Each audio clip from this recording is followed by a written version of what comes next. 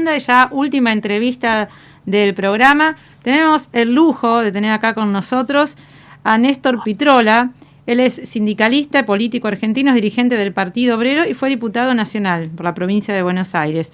Muy buenos días, Néstor. Muchas gracias por estar acá con nosotros.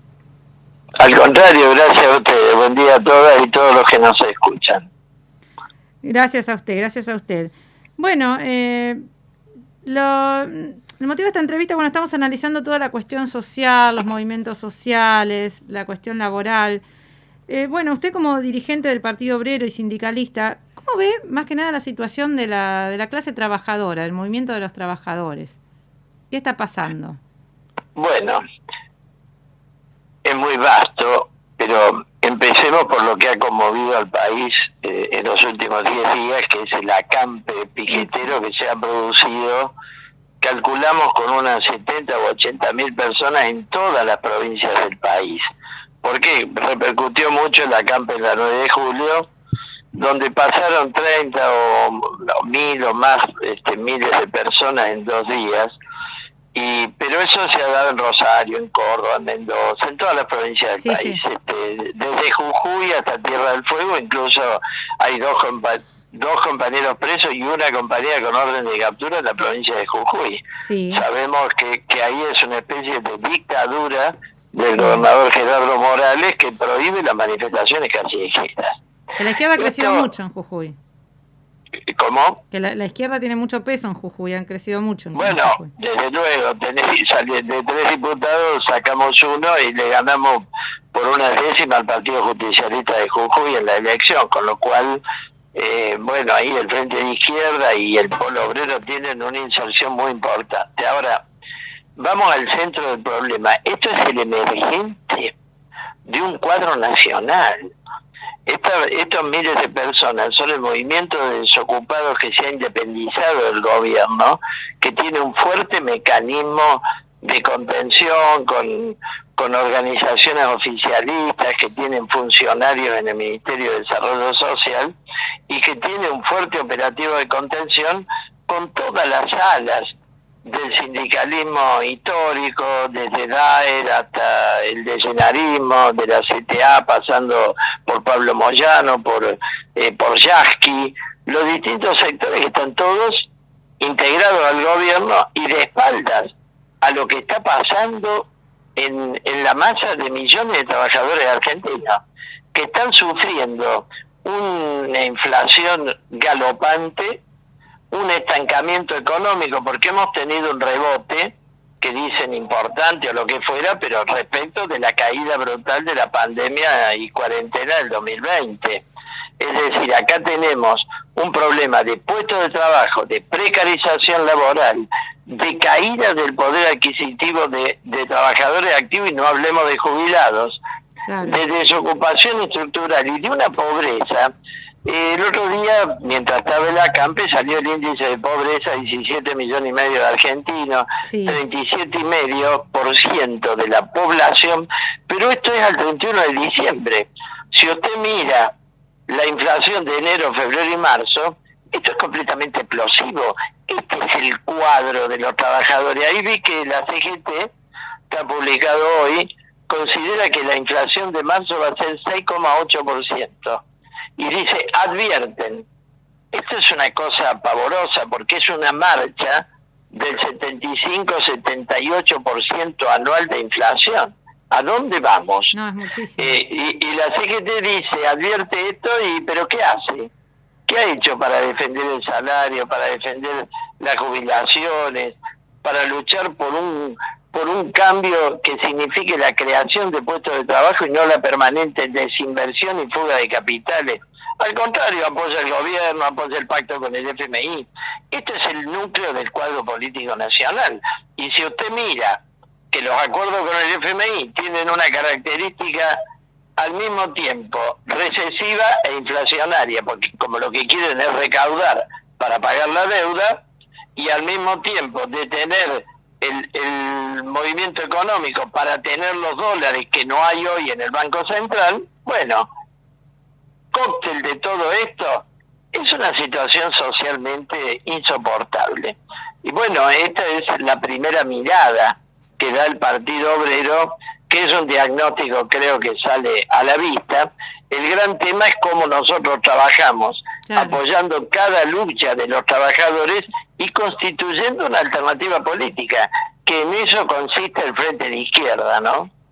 Yo lo que veo, ¿no? Uno analiza los mecanismos de los medios hegemónicos cuando presentan esta cuestión, y siempre lo veníamos charlando durante el programa, ¿no? Cuando presentan, por ejemplo, bueno, el ACAMPE, las personas que van a la ACAMPE, el dirigente de izquierda, y siempre lo anteponen como, bueno, pero no están dejando trabajar. Parece que el único problema fuera el tema de la circulación, y que entonces el pobre trabajador, como que tratan de hacer un enfrentamiento, yo digo, de pobres contra pobres, ¿no? Porque el pobre trabajador que tampoco llega a fin de mes, que también tiene y no puede pasar, entonces, ¿no hay ahí un problema también de la clase trabajadora? Decir, vale, ¿por qué está pasando que tenemos un 40%, digamos, de trabajadores que no están ni protegidos por el derecho del trabajo, ni sindicalizados, y por fuera de toda la protección social, laboral? Totalmente, te digo, fuera de la sindicalización, hoy están el 80% de los trabajadores. Los sindicatos han perdido peso por la precarización, los contratos precarios, los monotributistas, Macarena. Hay 4 millones de monotributistas, la mayoría de los cuales es un fraude laboral, no es que sean kiosqueros. Están como monotributistas el que está en un Rappi, de repartidor, hoy hablamos de eso, arriba de una bicicleta, de una moto. El propio Estado toma lo que se llama locaciones de obra, que son monotributistas que hacen como si fueran honorarios, son trabajadores que ganan 2 mangos y facturan honorarios como monotributistas. Es un fraude. Bueno, esto es parte de la realidad. Mira, el ataque que hay contra la organización del trabajador desocupado es de características brutales. Solo en el 2002 vi algo parecido, que terminó en la crisis de la gran represión del Puente Pueyrredón, con la muerte de Costequi y Santillán, cosa que fue un boomerang para el gobierno de Duhalde, terminó adelantando su salida, ¿no? Pero no he visto un ataque conservador y oligárquico, tapa de los diarios todos los días un ataque, como que es gente que no quiere trabajar, el que sale a luchar porque... ¿Y quién? Yo devuelvo la pregunta a todos los que nos oyen, Macarena. ¿Quién piensa que alguien quiere vivir con un plan social de 16.500 pesos, que ahora pasará en abril a 18.000, ponele? ¿Quién quiere vivir con ese dinero? Nadie. Todo el mundo quiere un trabajo genuino, en lo posible en blanco, con su obra social, con un salario que cubra una canasta familiar. Eso es lo que no hay en la Argentina. Y yo quiero decirle a todos los que nos oyen y que de pronto son víctimas de esta propaganda brutal del arco político tradicional, no solo del macrismo, de grandes sectores del propio peronismo, del gobierno, de los medios. Y yo quiero decirle lo siguiente: en el 2002, 2003, la cantidad de planes sociales era superior a esta, y el cuadro social era como este o todavía peor, y luego hubo una reactivación económica. Los planes sociales desaparecieron virtualmente de la escena, quedaron reducidos a una mínima expresión, volvieron a potenciarse con la gran crisis durante el gobierno macrista, porque es el único paliativo que hay a una desocupación masiva que llegó al hambre. Macarena, 5 de cada 10 pibes y un poco más, son cerca de 6, de cada 10 pibes argentinos están debajo del nivel de la pobreza y atacan el piquete. Bueno, esto es ridículo, porque por otra parte más piquete que en el 2002 no hubo nunca, y sin embargo hubo un cierto cuadro internacional y hubo una reactivación económica en el país. Entonces, lo que les molesta es que el trabajador se organice.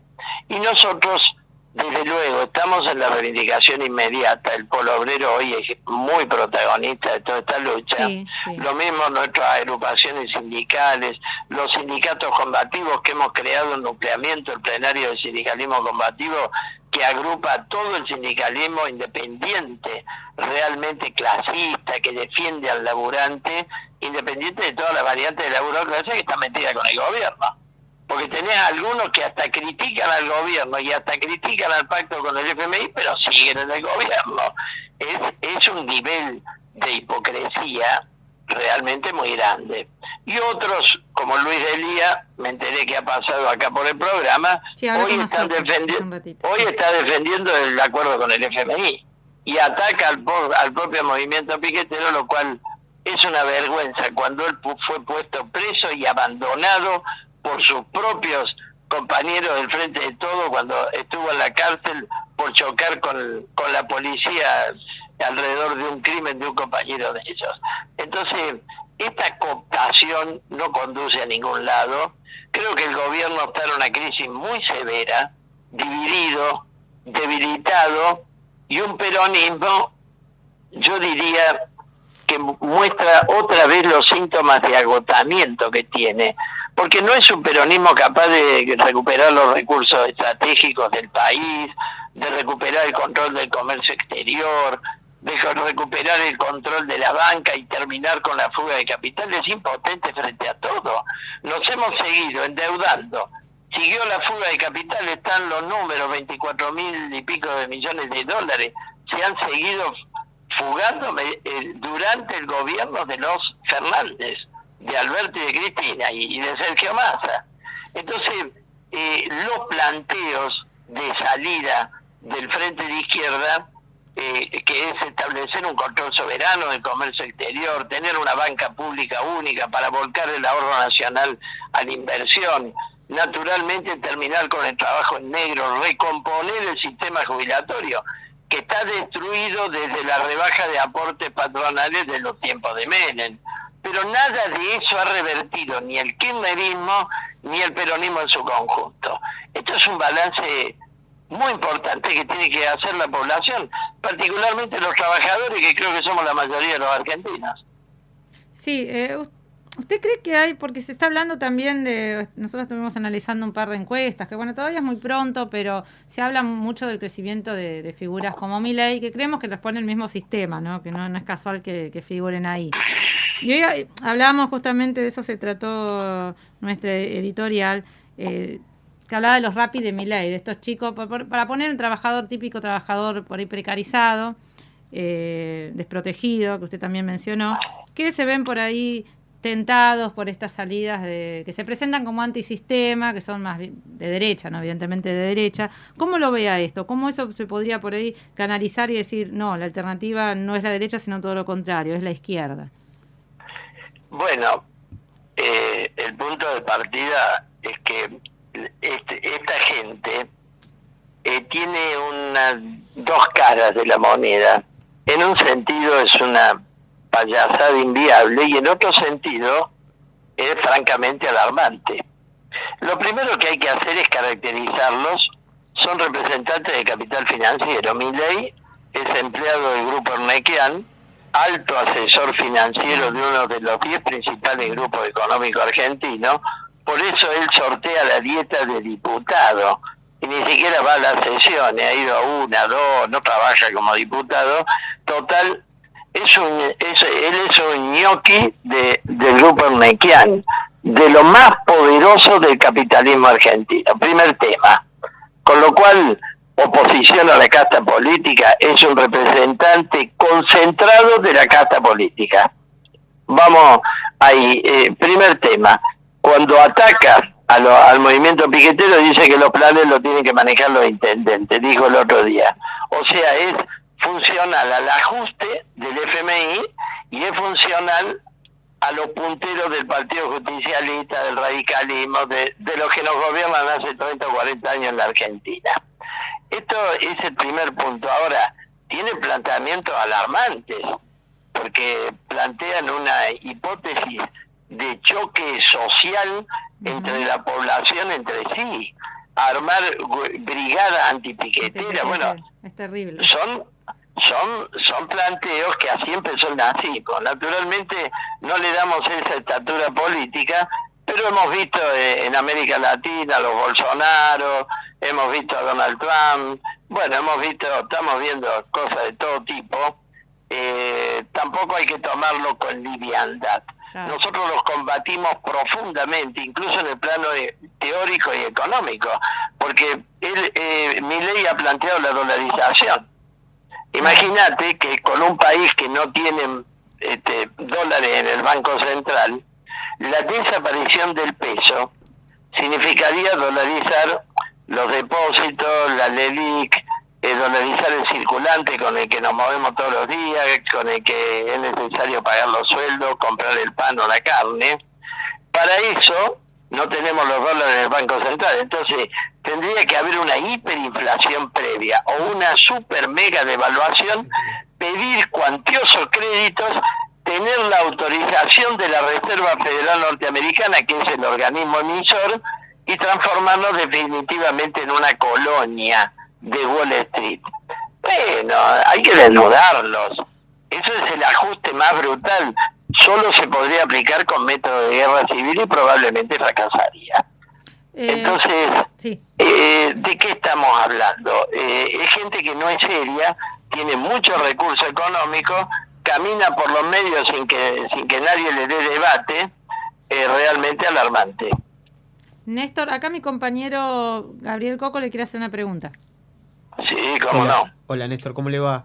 ¿Qué tal? Te hago una consulta respecto, vos venías hablando, ¿a qué se debe la circunstancia de que el efecto Milei, es decir, el efecto de la derecha, sea como catalizador de las nuevas juventudes? ¿Qué pensás?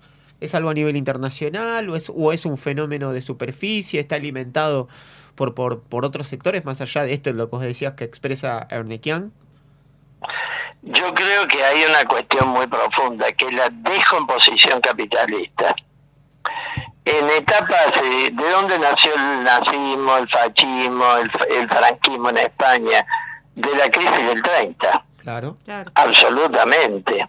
Incluso se pasaron por guerras civiles, por procesos revolucionarios que después fueron contestados con procesos contrarrevolucionarios en España, en Francia. Bueno, en los propios Estados Unidos la ola de huelgas y demás y la reacción contra esa huelga en la década del 30 fue enorme.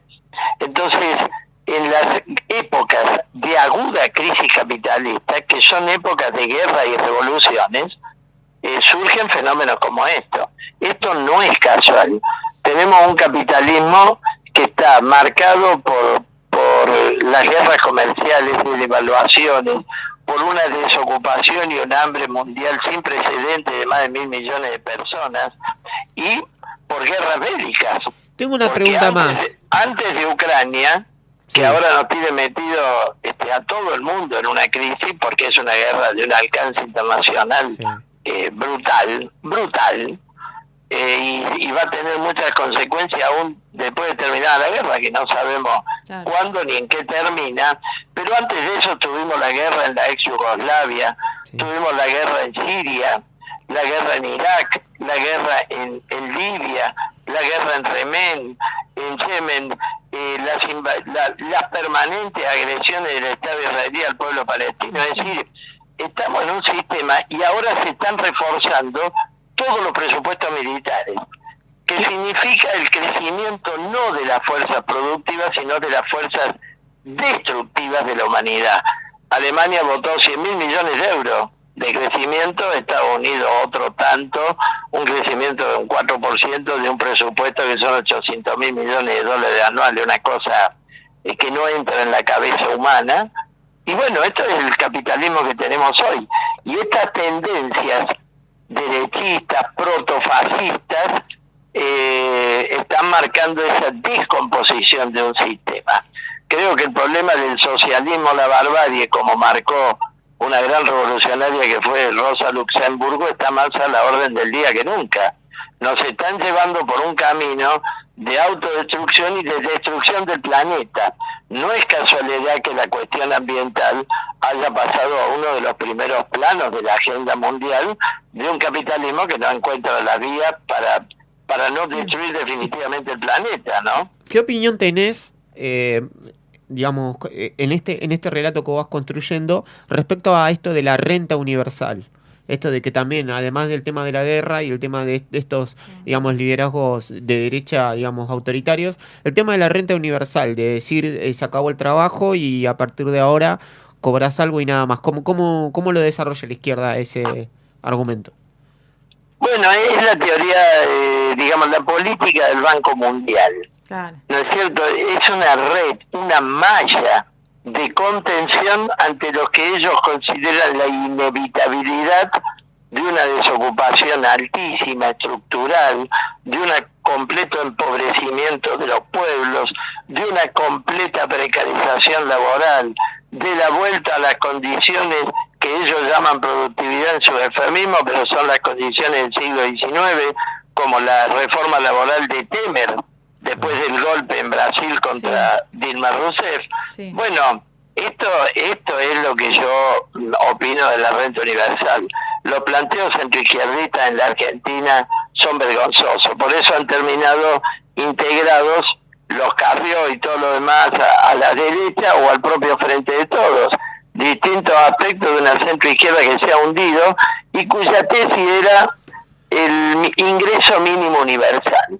Digamos, aceptan la crisis capitalista, no la podemos cambiar, no queremos cambiarla, no queremos que los trabajadores pasen al frente como alternativa de poder, tengamos por lo menos un mínimo ingreso para que no haya tanto hambre en la Argentina. Y lo mismo pasa con el sistema jubilatorio. La tendencia mundial es a una pensión de la tercera edad y terminar con el sistema jubilatorio como tal, donde alguien tiene una vida pasiva que corresponde a su vida activa. No, están en la destrucción de los sistemas en todo el mundo. Bueno, es otro aspecto del desastre de la crisis capitalista mundial, ¿no? Y una cosa lleva a la otra, porque al no haber trabajo formal tampoco hay gente que aporta. O sea, hoy en día un trabajador... Totalmente. Entonces, es la inviabilidad autocreada por el propio régimen, por el propio sistema, ¿no es cierto? Sí, lo que pasa que lo que nosotros siempre planteamos, que eso también va contra la tradición de nuestro pueblo, de la justicia social, del trabajo con derechos garantizados, de la dignidad humana. O sea, va en contra de nuestros valores más íntimos, ¿no? Me parece esto de la renta universal. Porque sí, puede paliar el hambre extremo, uno no está, siempre lo remarcamos, uno no está en contra de la asistencia social cuando es necesaria. Lo que es inadmisible es que personas sanas, jóvenes de 20, 30, 40 años no tengan acceso al trabajo digno. Es inadmisible que tengan que vivir de una tarjeta alimentar. Absolutamente. En la emergencia vamos con la asistencia, pero no puede ser el proyecto nacional la asistencia social. Y bueno, en eso estamos. Y eso es lo del Banco Mundial, eso es lo del Fondo Monetario, eso está reservado para nuestros países, y ojo, que el agua le está llegando al cuello por endeudamiento, por diferencias sociales a países del primer mundo, ¿eh? Sí, tal cual, está pasando. Ojo, no están como nosotros, vienen desde otro lugar, en muchos casos son naciones opresoras de nuestras naciones oprimidas, pero para atrás está yendo todo el mundo. No es casual que las revueltas populares de América Latina hubieran llegado en la propia pandemia a los Estados Unidos, como fue la rebelión de 25 millones de personas a raíz del crimen de George Floyd. Sí. Pero que reflejó mucho más que eso. Reflejó una revuelta de la población empobrecida, ¿no es cierto? En los propios Estados Unidos, que es la meca del capitalismo y el país opresor por excelencia de todos los demás, que tiene el patrón de moneda, como es el dólar, etcétera. Bueno, yo estoy en medio de una reunión de mi Comité Nacional del Partido Obrero, así que tendríamos que ir cerrando la nota. Les agradezco infinitamente este reportaje tan amplio, ¿no? Le agradecemos mucho y bueno, si usted está de acuerdo, vamos a seguir en contacto y vamos a seguir charlando porque va a haber van a seguir los cortes, las manifestaciones, ¿cierto? Eso no le quepa ninguna duda. Esperemos que el lunes, que hay una nueva reunión con el ministro Zabaleta, haya soluciones para la gente que está luchando. Hay un cuarto intermedio, eso crea una expectativa. Nosotros el 1 de mayo, Día Internacional de los Trabajadores, vamos a estar ocupando la Plaza de Mayo con el Frente de Izquierda y todas las luchas obreras del país para dar una alternativa política, nacional e internacionalistas, como socialistas que somos, en este momento tan dramático del cuadro argentino y mundial, ¿no? Así, vamos a estar ahí seguramente. Bueno, Néstor, muchísimas gracias por esta nota y por su tiempo y lo dejamos seguir con sus reuniones. Muchísimas gracias. Gracias a usted, hasta pronto. Hasta pronto. Bueno, estábamos hablando, una entrevista bastante extensa. Tremendo. 26 minutos hablando con Néstor Pitrola. Bueno, ojalá que se llegue a una solución y evitar, porque bueno, en la red ha hablado hasta de represión, de reprimir, eso la verdad que sería terrible. No sería lo recomendable para las instituciones y tampoco para el estado de situación, ¿no? social, en el cual más que palos y represión, necesitamos medidas concretas de solución de problemas que vienen existiendo hace bastante tiempo. Así que bueno, nos queda un poquito del programa, pero lo dejamos ahí con un temita musical para ya ir cerrando y vamos relajándonos. Vamos, sí, fue un programa. Quédense ahí que ya